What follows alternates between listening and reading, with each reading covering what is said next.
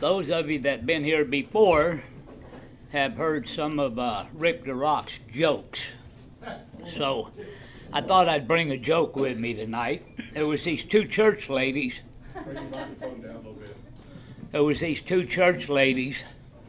And they hadn't been to church for a while, so the preacher went out there to check on them. And he knocked on the door, and they let him in, and they said, be back in a few minutes, just sit down here and enjoy yourself. And when about 15 minutes went by and the ladies come out, and he said, I am really enjoying these peanuts. They are just fabulous. Where did you get them? And she said, well, those were chocolate-covered peanuts, and since we lost our teeth last month, all we've been able to do is suck the chocolate off of them. So I'm wino, and I'm an alcoholic. I'm not a counselor. I don't run AA. I'm a guy that came to Alcoholics Anonymous. Alcoholics Anonymous works for me. And it works for me because I found out early on that I was going to have to work for what I got. Long before I ever had a drink, I had issues. I had lots of bad issues. I spent a lot of time thinking about killing people, family members. My mother was a piece of shit and beat the hell out of me all the time. I was taking a shower today, and I remembered the scar I got on my left foot where she beat me with a shovel and got me about 25 stitches. Got a scar in the back of my head where I got a glass of water one day after mowing the lawn and didn't ask, and got hit with a fucking pan. So I didn't like her very well. But I had these issues, and I had these questions. You'll find this really hard to believe, but I was very quiet. I hardly talked. I was a shy young fella. But somewhere I got the idea that education was going to get me out of that. And so I was a good kid in school. Skipped a few grades in school. Maybe it was because I was smart or they wanted to get rid of me. I don't know. But it never crossed my mind to take a drink. It crossed my mind to be a good student, be a good kid, and get good grades and go to law school. And one day I just wondered, why do you do that? Why do you do that? I don't understand. She was paying this kid to beat the shit out of me every day at school. And that was really a tough deal. And one day, I was walking home from school, and there was a wino sitting there, and his name was Cecil. Cecil had been an actor, and he had ended up on Skid Row. And Cecil said, why don't you take a drink of wine? And I said, why? And he said, you'll go places you always wanted to go. Hell, I'm ready to go somewhere. He said, you'll say things you always wanted to say. I had some shit I wanted to say to some people. And he said, you'll do things you always wanted to do, and I wanted to do some shit. So I had a drink of wine. Ripple. Nothing happened. The next day, I coming home from school, and there's Cecil. And I had just had the shit beat out of me, and I knew if I went home crying, that's another ass whooping. And Cecil said, have a drink of wine. And I had a drink, and he said this to me. He said, at the top of the bottle, you'll go places you want to go, you'll do things you want to do, and you'll say things you want to say. But when you get to the bottom of the wine, to the bottom of the bottle, it'll take every loving thing you ever had. It'll take every goal, it'll take every dream, it'll take everything you ever thought you wanted to do, and it'll be fucking gone. And I said, that ain't too high of a price to pay, let's get busy. And the next day I didn't go to school because I had business. And Cecil came that morning with a bottle of wine, and I had my own bottle. Had my own Camel non-filter cigarettes. And he said, "Why ain't you in school?" I said, "I'm going up schoolhouse in a few minutes. I'll get the right amount of wine in me. I'm going to go up there and beat that boy's ass. I am going to kick the shit out of him." Big dummy. Got my wine going good, went up to schoolhouse, found a piece of lumber with some nails, drove through it, and when he come out of that classroom, I hit that boy as hard as I could in the face, and I stayed on his ass. And I got to tell you, there wasn't no resentment or amends to be made. I didn't feel bad about it. I felt good as a motherfucker, and I found out that wine was my answer. That with wine, I wouldn't have to take shit off nobody any damn more. I'm done. And they charged me with attempted murder, tried me as an adult, and sent me to the California State Penitentiary at 12 years old. And I was a little curious how that was going to go when I got there, because we seen TV stuff and how that goes. And so I was a little concerned about how that was going to go. And something happened to me that day when I walked in that penitentiary that's happened to me a zillion times in and around Waco. It's happened in Florida. It's happened in South Carolina. It's happened in Oklahoma, Arkansas, Missouri, Washington State, and Arizona. I show up and somebody already knows who I am. And this bitch was huge. I just looked up for a long time. And he said to me, are you wino? And I said, I am. He said, we've been waiting on you. He said, let me tell you how it's going to go. I'm going to give you a job. And you're going to get up every day and you're going to do your job. And ain't nobody going to bother you. If anybody bothers you, point them out. They won't get a second chance to bother anybody. And you get a little commissary, you do your job. So I said, what's my job, boss? He said, shine my boots. So I shined the boots for a day or two. And then I got a bright idea. You know, if that son of a bitch had a second pair of boots, I wouldn't have to work near as hard. So I stole another pair of boots. And that guy come down there and he was like, your boy stole my boots. And this big guy said, do you want to die over them? And the guy said, no, I don't think so. And that was the end of that. I was sent there for not less than 5 years, not more than 10 years, and I got out in 4 years. And they took me out in handcuffs and leg irons and took me to join the Army. And the Army didn't want me, and I didn't want the Army, and I got gone. And time went by, and when I was short of 18 years old, they took me to the Army people again, and they said, is he 5 feet tall? They said, he is. I said, I ain't. They said, does he weigh 100 pounds? They said, he does. I said, I don't. They said, does he want to join the Army? They said, he does. And I said, he don't. And they said, we'll take him. And I got in the Army, and you know, I admire them little soldier people, you know, that get up early with everybody and stand in line and have all your shit looking good. And you're right where you're supposed to be all day doing everything. I admire those little people, but I tried to explain to the Army that I had other things to do and that I couldn't be available all the time. And I would do some things like see an airplane getting packed, and my brain would go, where do you think they're going? Look, I don't know. Why don't you go with them? Well, hell yeah. And I would end up in some country some damn where. And so I wasn't a very good soldier, and I got in some trouble. I got in some really bad trouble.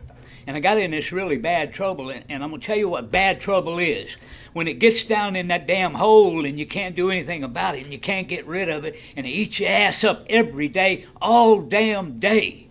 I got in that kind of trouble. I stole a car, drunk, driving, hit a car, and for several years I said to myself, when that car burst into flames and them children were burning up to death, I tried to get them out. I told myself that was all I could do about it, is tell myself I fucking tried. And so that bothered me a lot.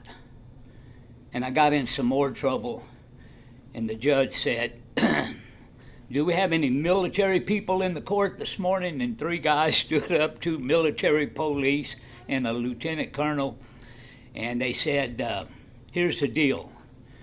I'm going to sentence this boy to 25 to life, or he's going to go to Vietnam. Can you get him there in 24 hours or less? And the colonel said, we can get him there in 12 hours or less. And the judge looked at me and he said, you're garbage, you're human waste, and the world would be better off with you if you were dead. And I'm going to send you to Vietnam, and that's probably what's going to happen to you. And I went to Vietnam, and it was right where I needed to be. All the booze you could drink, all the other stuff you could do. My first day there, I was a shit burner. I burnt down 6 outhouses. They gave me a different job. I think one day I'm going to be sitting in an AA meeting and some guy's going to get up here and he's going to say, yeah, I was a 2nd lieutenant in the Army in Vietnam, and some idiot set the shit houses on fire while I was in them and burnt my ass up. But I ain't run into him yet. So my next job was to drive gun jeeps. And I had to say something because I really wasn't going to be available, every time they needed me. And I could only come up with one thing. I said, well, I don't have a driver's license. I used to have one, but I lost it for life. And he said, you don't need no driver's license in Vietnam. You're going to drive a gun jeep. Go down here, tell them what you need.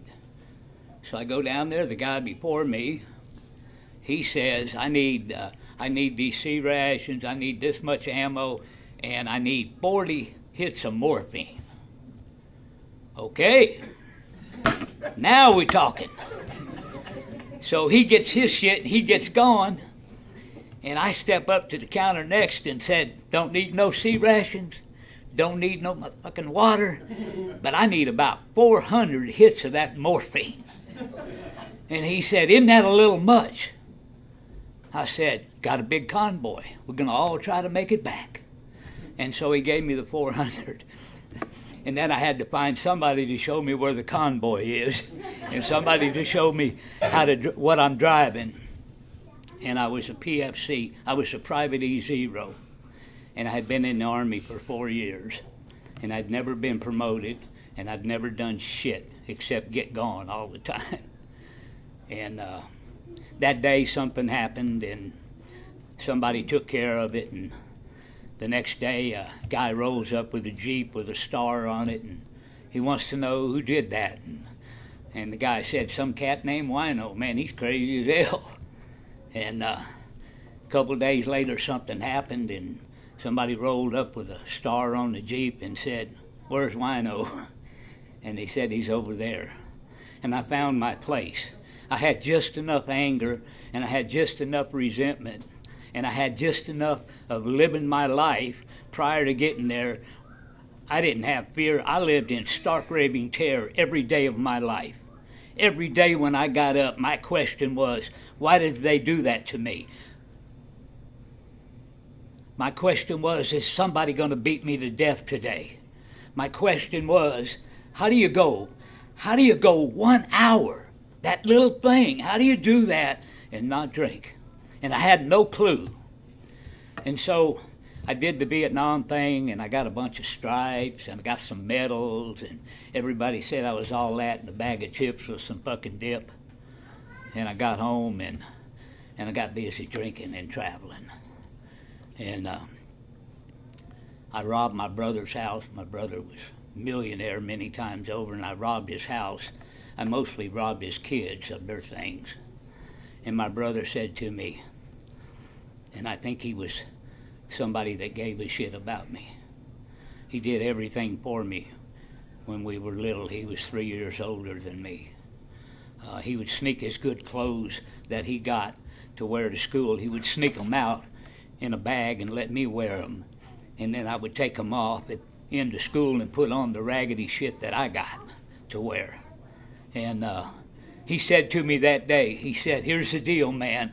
I'm going to put you on a freight train. I'm going to give you $20. I'm going to buy you a fifth of wine and a pack of cigarettes and get the hell out of my life. Don't ever call me. Don't ever come see me. We're fucking done. And I got on that train and thought, you know, down the road, man, it's going to be good. I don't know where I'm going, but shit, it's going to be good when I get there.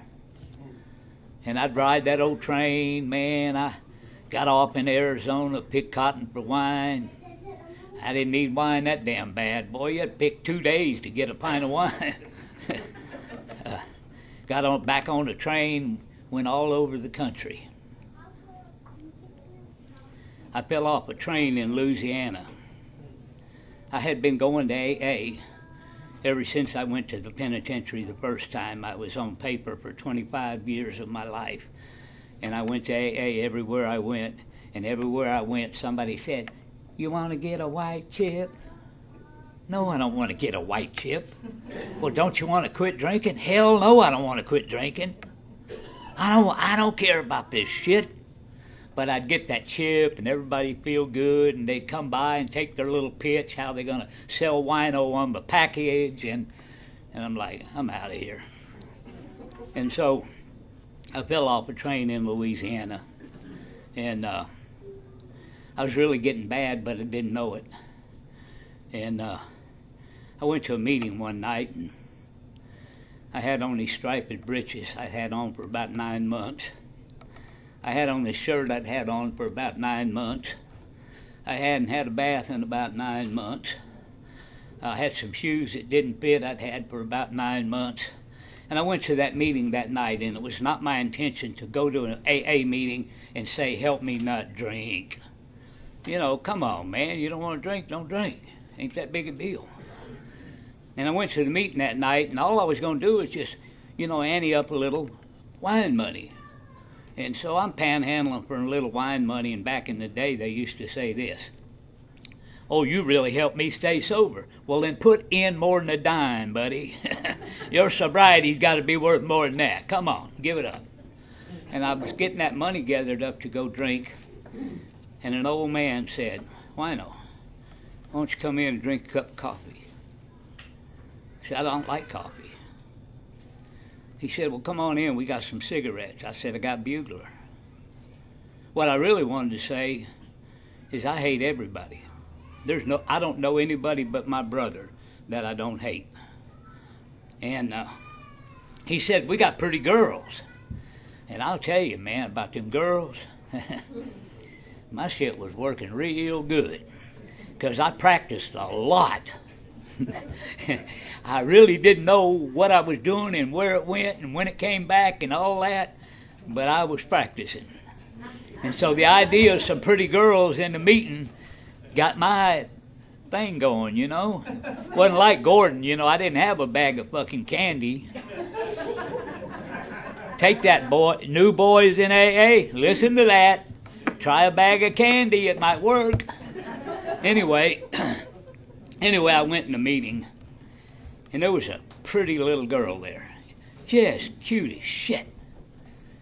And so I walk over to say something, and I'm stinking real fucking bad.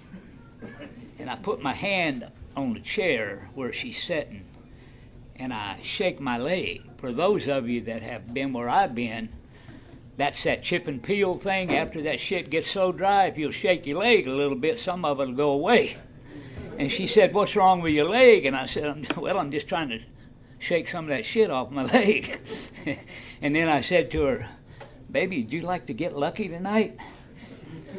And she was about 5 years sober, and she was probably the classiest person I ever met in AA. She was the kind of person, when you sat in a meeting, if somebody said, "Let's talk about spirituality or humility or gratitude," people would say things like, "If you look that up in the dictionary, it'll have her picture." And so I asked her if she wanted to get lucky, and she said, "No, I'm already lucky. There's a row over there where ain't nobody sitting." And she left. After the meeting, something really strange happened. This guy named Clarence Snyder walked up to me. It was Clarence Snyder. It was the Arkansas Traveler, Henry Formby. I don't remember if it was Joe there from Joe and Charlie, or it was Charlie, but it was one of them there. And there was a lady there that was a nurse. And they said, how about we take you home with us and we give you a bath, and we get you some clean clothes.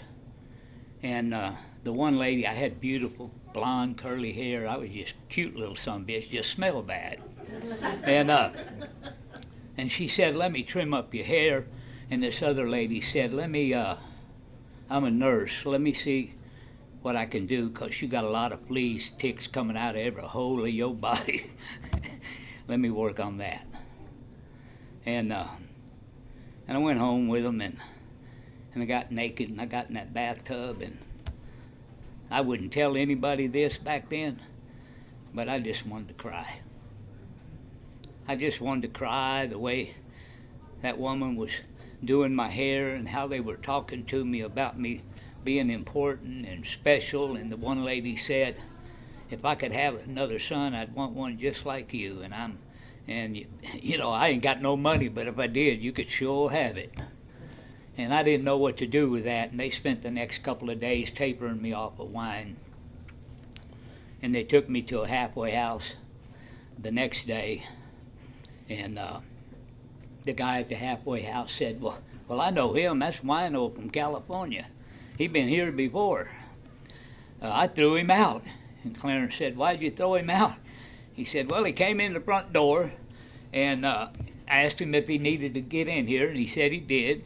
And I told him the chore was he'd sweep the porch off 3 times a day, and he explained to me that I didn't recognize who he was, and that he was a war hero and had been a fairly decent professional boxer. He wasn't really good at it, but he had a lot of knockout power. And I told him I was sorry I didn't recognize who I had in the house, and I opened the door and told him to get it the hell out. Well, they took me that day, and the old man looked at me and he said, your job's to sweep the porch 3 times a day and wash all the dishes from every meal every day and take out the garbage at night. And he said, what do you think about that? And I said, I don't think I'm doing very well. I really don't feel well. And they sent me to see a doctor that worked at Rush State Hospital. And the doctor said to him and to me, he said, this boy has drank too much wine over too short a period of time, and he's got the wet brain, and he'll never stay sober. And my best advice is to take him back where you got him, drop him off on the corner with some cigarettes and some wine, and let him go. I guarantee if you ask him, he has no idea how to spell his name, what state he was born in, where he was last year. He can't tell you anything because he don't know. And the old man at the halfway house said, well, you know, he may have the wet brain, but we're going to dry that sumbitch out, I'll tell you that. And I lived there for 9 months. And I'd get up every day and I'd walk to a meeting. You know, it just cracks my ass up when these sponsees can't make a phone call to a sponsor every day. I would get up every day and sometimes walk 6 miles in the opposite direction of the meeting to see my sponsor. I would walk to a payphone and call him, pick up Coke bottles and sell them to get change to call my sponsor. And I'd get up every day and I'd walk to a meeting, and sometimes they'd call on me and I'd say, yeah, well, I know, man, I don't know. I'm just here. And that's what I did. And then one day, they said, pick a running buddy. I said, I don't want to hang out with none of these losers. These people are losers. And he said, did you forget what you looked like when you got here? And then he said something to me I'd understand. He said, have you forgot what you felt like when you got here? And although you're not at the top of the mountain, you have a chance. You have a chance here. And so this guy walks up to me. Never forgot that goofy bastard's name. It was Don Wilbanks. Ain't seen him in 48 years, and I'd recognize him if he walked in here. God damn, he was goofy. Had them thick-ass glasses. Had that little 1995 J.C. Penney suit on. And he walked up to me and he said, "My name is Don Wilbanks." I said, "No shit, good for you." He said, "I'm going to be your running buddy." And I said this like I knew something. I said, "Don, I don't think you understand. See, I'm a player, okay? I like the ladies like me." Kinda. And so, you can't be my running buddy because you got no style. And he said, "Let me tell you, boy, why I'd be a good running buddy." He said, "I ride to meetings in an air-conditioned car." He said, "I eat 3 meals a day. You can't. I smoke cigars. You like them, but you can't buy them. You have 1 or 2 changes of clothes. I got lots of clothes." All right, well, we'll hang out then. So I started riding around with this guy to meetings. And he bought me some clothes, bought me some cigars, about 300 cigars, bought me some nice shoes, gave me some money. Keep a little money in your pocket. Alcoholic ain't got enough money in his pocket for a pack of cigarettes. He's probably on his way out the door. And so the next day I said, Don, let me ask you a question. How long you been a queer? And he said something to me that got me, and it still gets me today when I come to the 8:30 a.m. meetings, which is my home group. He said to me, "I think kindness is unfamiliar to you. I don't think you understand in here when somebody gives a shit about you. But let me just reassure you, if I was queer, you would not be my choice."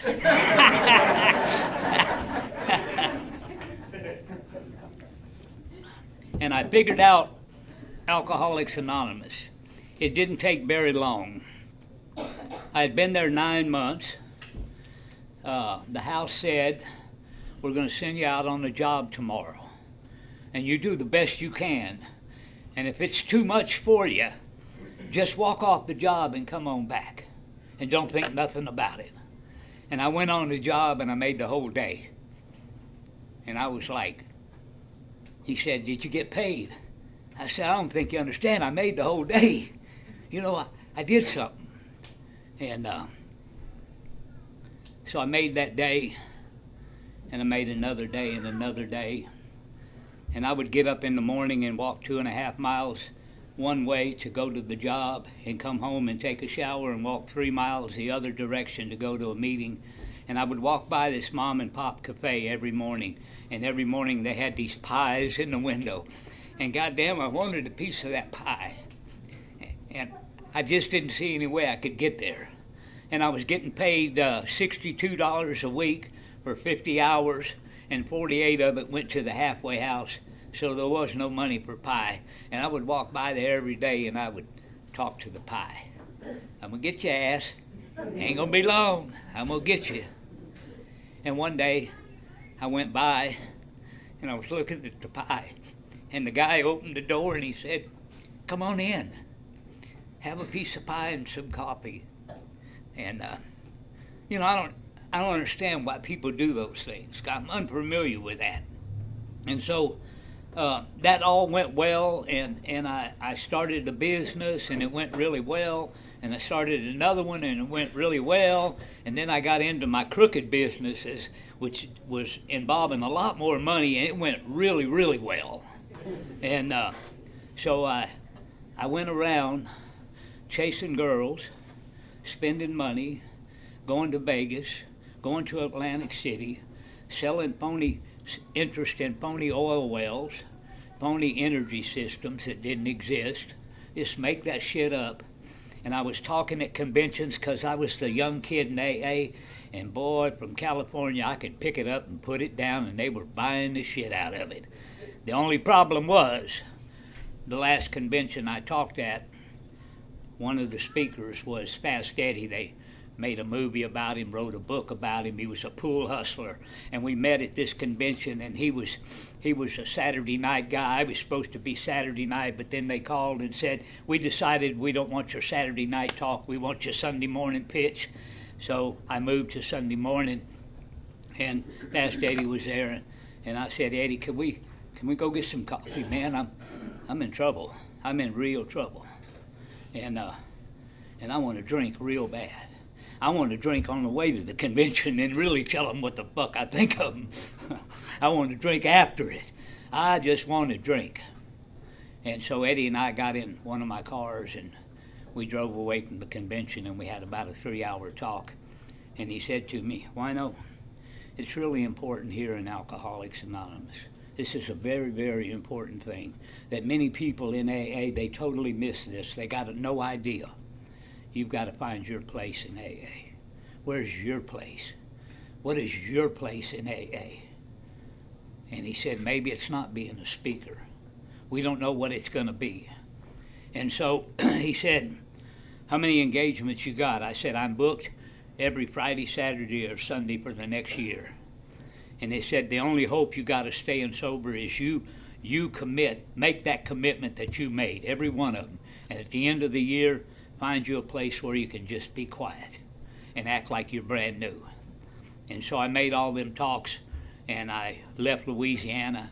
One morning I got up, and I looked at what I had, pretty young wife, new cars, trucks, money, property, stuff, said goodbye to my neighbor, Terry Bradshaw, lived across from me in the country. He said, where are you going? I said, I don't know. I don't know where I'm going.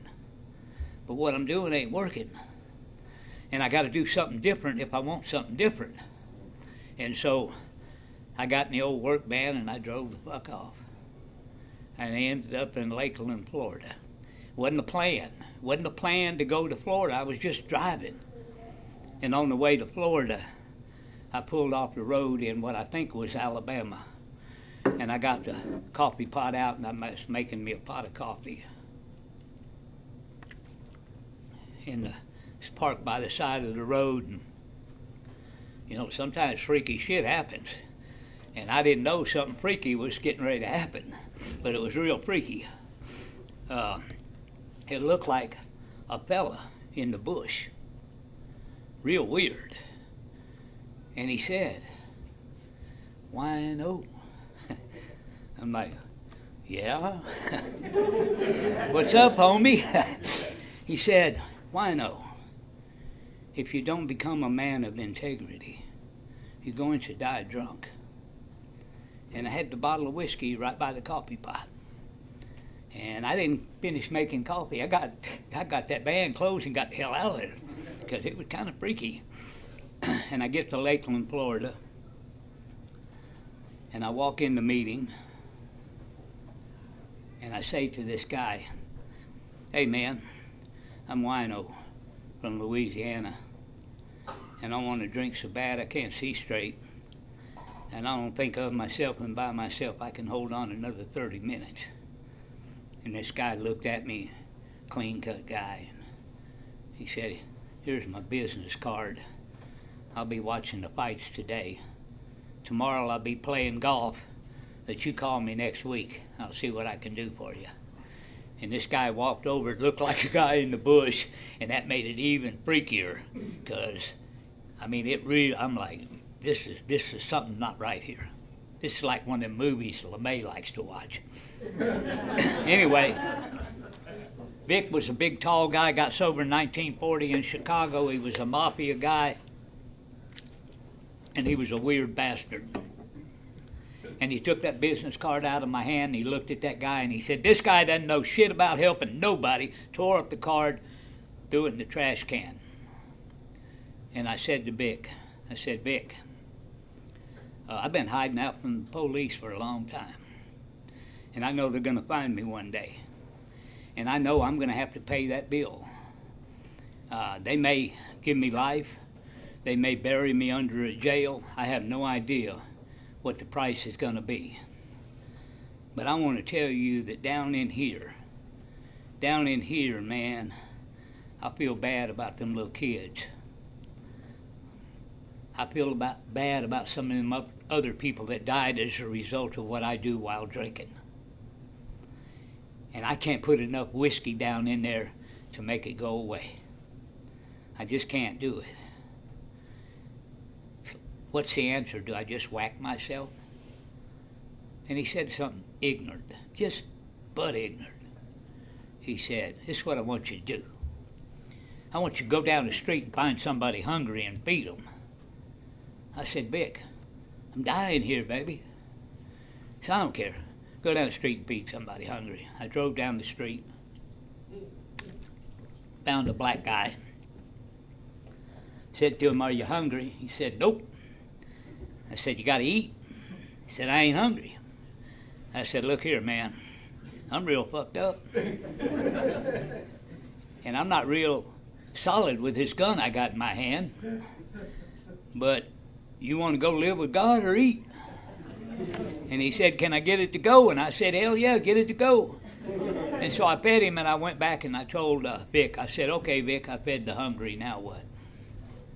And Vic and I spent the next 18 hours smoking cigarettes, drinking coffee, talking about AA.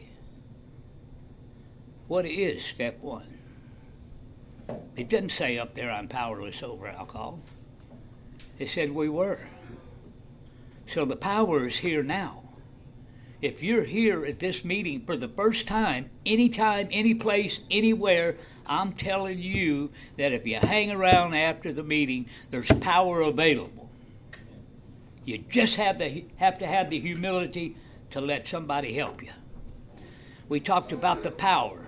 We talked about the character of what is really the most important thing that you need to do here in Alcoholics Anonymous when you're brand new. It ain't to talk at every fucking meeting. That is not it. It's not to run the group, be the head whoever. The most important thing you can do is sit down with another alcoholic and tell them the truth. Tell them the truth about how you feel. Tell them the truth about what's going on. When I told Vic about all that stuff, he said, Wino, we're going to knock it out. We're going to knock it the fuck out. One thing at a time. One of the things that created a lot of problems for me was how I treated the ladies of AA. I was a pig. I was a liar. I did all the shit you shouldn't do. But no matter what, I treated them all like shit. I did not discriminate. Young, old, pretty, not pretty, all the same, treat you like shit. And so, a month later, I made a trip to Louisiana, and I sat down with 11 girls that I had treated like shit for as long as they would let me. And what I said to them, look, an amends without restitution is nothing. I don't know that I can give you the restitution because I live in another state. But when I go to the next meeting, I can give the restitution to the girls in that meeting. And I've continued to do that the whole while. So I worked on a lot of that stuff, and we got down to calling the police. So we didn't have cell phones back then. They didn't even have pagers when I got sober. We got down to calling the police, and I told Vic my idea was we're in Florida, I'll drive up to Georgia and call them from Georgia, and then when they tell me, call me back tomorrow at this number and we'll talk, that means they're going to figure out where I am and get me. So I will move over from Georgia to Alabama and call them from there. And so I did that deal, and the cop said to me, you know, you're a worthless piece of shit. And it's a shame they didn't whack your ass in Vietnam. And he said, what do you got to say about that? And I said, I'll never go back and make all of that right. But for today, I'm not going to add to the list. I'm not going to add anything new to the list, and I'm going to stop doing that stuff. And if you want me to come back to California, I'll come back to California. And so he said, how much money can you come up with? And I said, how much do I need to come up with to make this whatever? He said, call me tomorrow at this same number. And so I went to another state, drove all night to call him from another state. And he said, if you can come up with $285,000, we'll make it go away. And I called my brother, and my brother took the call.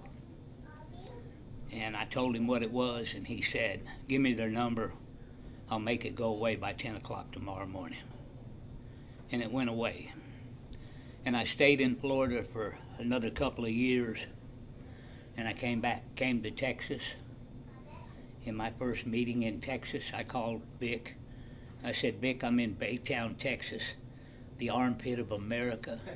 They have more idiots living in here than anywhere else in the world. And he said, what about the idiot you know up there? I said, who is that? And he said, you picked the fucking place.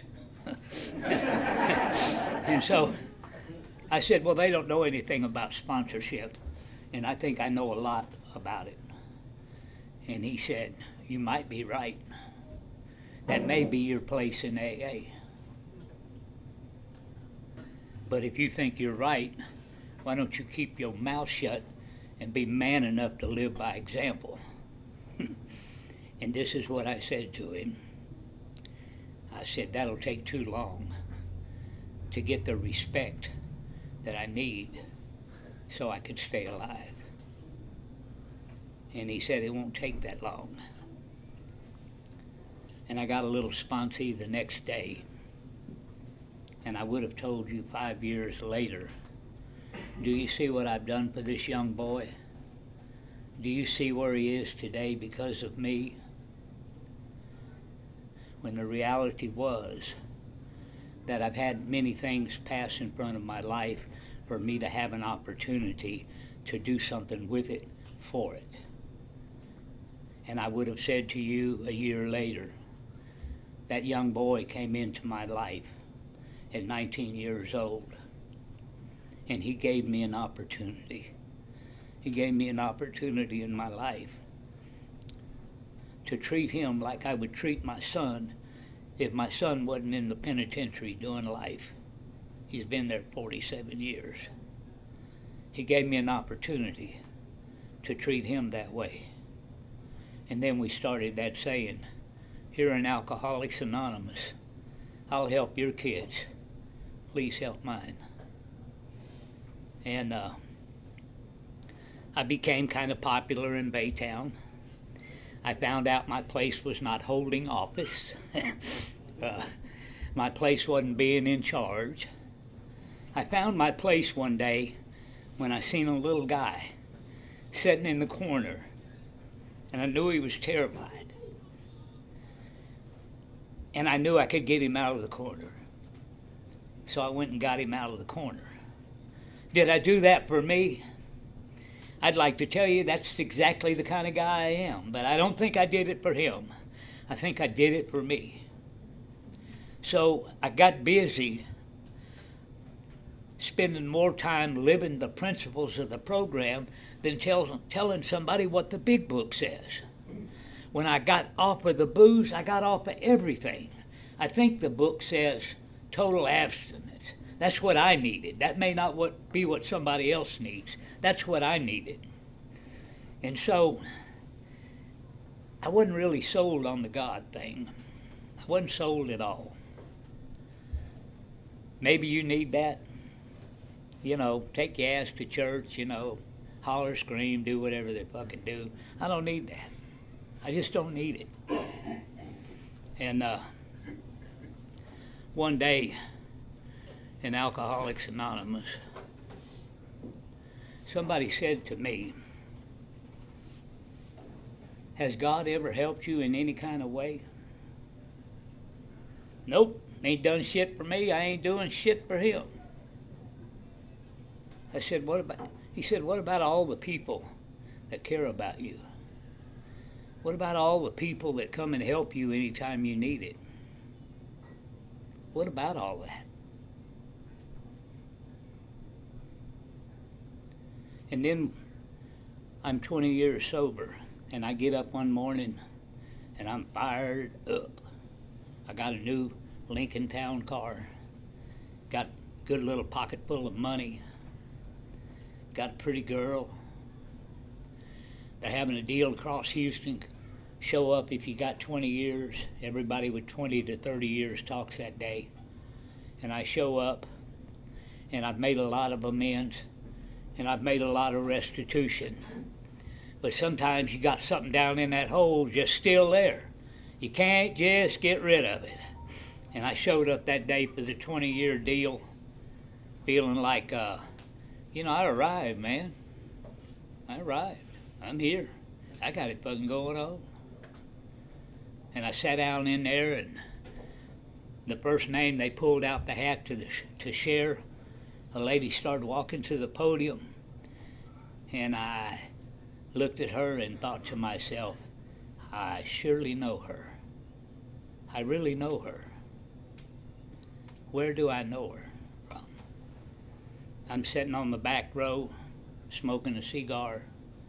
She gets up to the podium and says, I was passing through Houston and I seen the flyer and I thought I would stay for this event. And my sponsor used to say, when you go to AA, you never know what to expect. And she said, I did not expect to walk in this door today and look on the back row and see the guy smoking a cigar that killed my kids. And I'm going to tell you, I'm a tough guy sometimes. But I just wasn't that tough. I don't know what you do. Do you hug her neck? Do you lie to, what do you do? I know what you don't do. You don't get up and run. You agree to do the deal, the whole deal, every step, every tradition, every principle, every promise, every concept, totally in. You agreed. So you sit there and you don't go anywhere. And the third name they called was me. And all I said from where I was sitting, the best I got today, the very best I got, is to sit here and be still. And after the meeting, she came up to me. And she gave me everything I had coming. And I stood there like a man, and I took everything she had to say. And when she asked me a question, I could have lied to her, but I told her the truth. She said, tell me that you got sober the next day. I said, no, ma'am, I didn't. It was another 8-10 years. And she said everything she had to say to me, and then she turned around and walked off. If I'm ready, if I'm willing, whatever it is in Alcoholics Anonymous, if I'm ready to get a sponsor, I will. If I'm ready to work steps, I will. If I'm ready to sit down and tell somebody about what's eating my ass up, I will. That's the deal. We do the deal. We don't get to pick and choose. I'm going to do this part, I ain't going to do that part. My brother came to see me. And if I would have had the ability, if I would have had any way to use that L word, I would have used it on my brother. My brother helped save my life. Wine saved my life. Them some bitches in California don't know me drinking wine helped save their life. But my brother came to see me. And I did a terrible thing. My brother got off his Learjet. I picked him up at the airport, and he hugged my neck, and he came to my house. He's a red-headed guy. Oh, them girls loved him. Ooh, they liked him.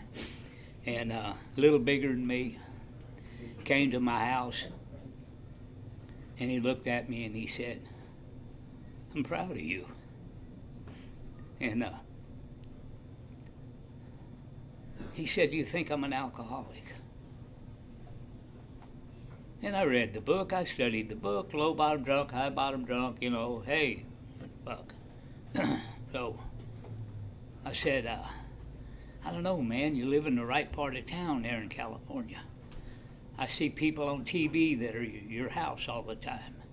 You got the perfect wife from high school. You got 3 children been in the Olympics. You're worth millions of dollars. You're probably not alcoholic. And my brother said, "Take me to the airport." And I took him to the airport, and he got on his Learjet and he flew to Vegas and blew his fucking brains out.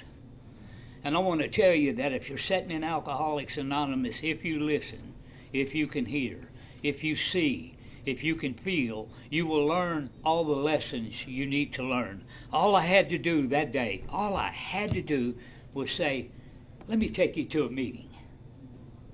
You could be alcoholic. Let me introduce you to some people.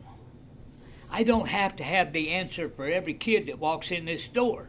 If he's got something going on in his life and I don't have any experience, all I got to do is shut up and give him to somebody that's been through that." But I didn't do that day. And today I believe that the high bottom and the low bottom drunk are exactly the same. I don't believe that Skid Row is an address. I believe it's a state of mind. I believe that you got to work your ass off to get this deal. I've had some cool stuff happen in my life. Some years ago, I was putting on a deal at a Holiday Inn on how to run a successful company, even though some of them were fake. I was putting this workshop on and making money putting this on, and somebody said to me, "How long are you going to lie? How long are you going to do that?" And about that time, I started having a lot of medical stuff, and when I was about 14 years sober, 15 years sober, I was trying to be a straight living guy, and I hung some tarps from tree to tree in my backyard, and I opened up a Shade Tree Auto Repair Service, and I would get out there in the morning, and sometimes it'd be raining, and the best I could do was crawl on all fours to get out there where the cars were to work on and the tools. And I would work all day, and I would get on all fours and crawl back to the house. And one day I got a call from the VA. I never went to the VA. They wanted to see me. I didn't want to see them.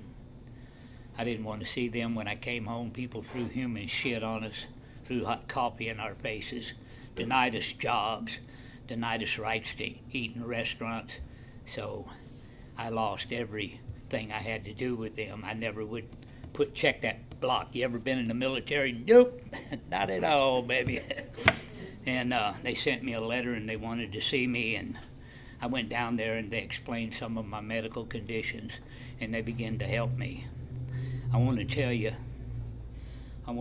here in Alcoholics Anonymous, no matter who you are, what you are, where you come from, where you going, where you been, what you're going to do, what you ain't going to do, I'm going to tell you right here, right now, the greatest thing that you'll ever do in Alcoholics Anonymous is to take that little guy or that little girl and give them enough hope that they want to try one more time. One more time. That's what they need. So my bottom thing is, I came here a boy trying to live in a man's world. I became a man trying to live in God's world. And from where I started at the California State Penitentiary to where I stand today has been a hell of a ride. Thank you for having me.